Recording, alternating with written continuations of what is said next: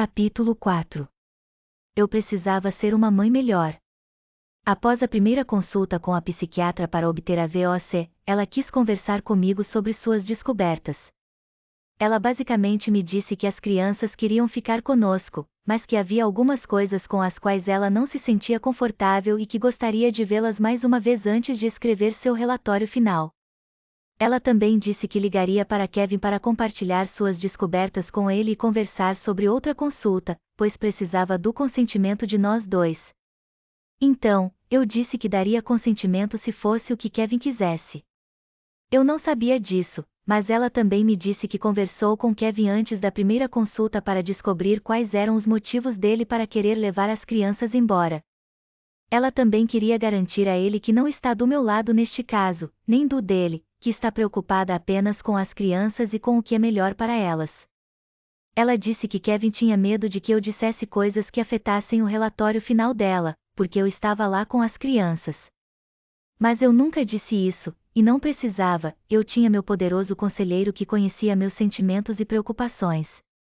E durante essas sessões, os pais não acompanham as crianças, pois vão um de cada vez, então não há influência externa sobre o que eles compartilham.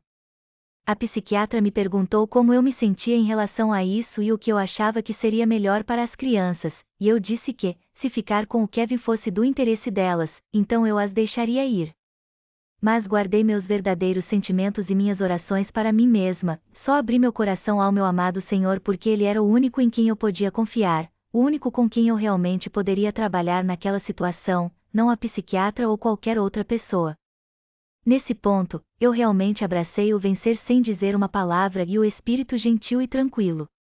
Por um tempo, recebi muitos e-mails negativos e críticas do Kevin. Mas, como comecei a aplicar esses princípios, os e-mails do Kevin pararam.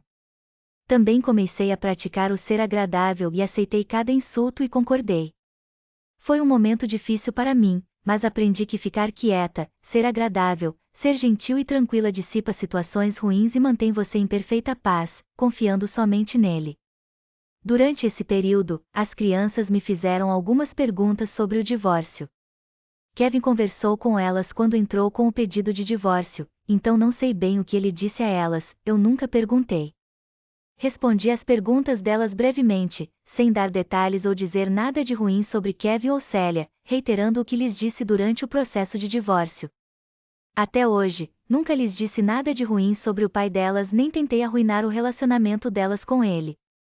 Meu amado Senhor realmente trabalhou em meu coração em relação a isso, e por causa deles, eu sabia que seria errado dizer mais. Depois que Kevin falou com as crianças quando se divorciou de mim, eu disse a elas que o divórcio não era o que eu queria.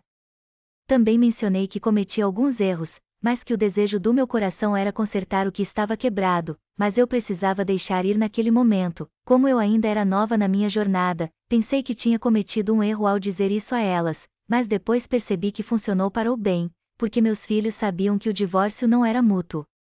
Eles também entendem que ser divorciada e tê-los morando em duas casas, sendo uma delas uma família misturada, não era o que eu queria para eles. Depois de passar algum tempo com Aon, Célia, meus filhos vieram até mim e me disseram que eu precisava ser uma mãe melhor e mais divertida. Célia brincava com eles, e eu só fazia a lição de casa e todas as coisas chatas com eles.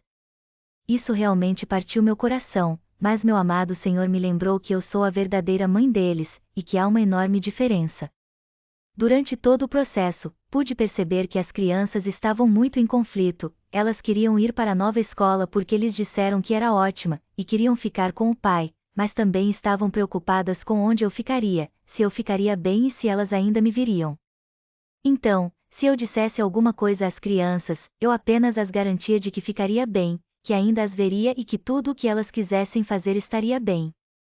Eu as assegurava que sempre as amaria, que sempre estaria aqui para elas e que sempre seria a mãe delas, não importa o que acontecesse. Kevin concordou com uma segunda consulta, que foi marcada para a semana seguinte, então, novamente, eu a marquei e, a essa altura, eu já estava com mais paz.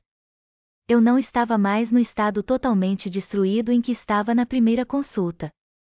Desta vez, enquanto eles estavam ocupados, fui até a cruz novamente, mas por um motivo diferente. Fui lá apenas para estar na presença do meu marido e conversar com ele.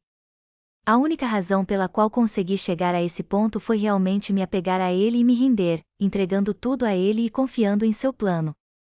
Depois, a psiquiatra falou comigo novamente e disse que queria marcar uma consulta comigo e com o Kevin para discutir a situação e suas descobertas. Eu realmente não queria fazer isso, mas, mais uma vez, tive que concordar, e a consulta foi marcada para a tarde da sexta-feira seguinte. Antes deste encontro final, eu realmente precisava buscar a sabedoria de Deus para me ajudar a comparecer a este encontro com o Kevin. Eu realmente precisava que ele me ajudasse e me guiasse, porque, na minha própria carne, eu não era capaz. Eu tinha medo de ficar ali sentada ouvindo o que o Kevin tinha a dizer. Mas o amor perfeito lançou fora todo o medo, e durante o tempo que antecedeu aquele encontro final, ele me encheu com o seu amor perfeito.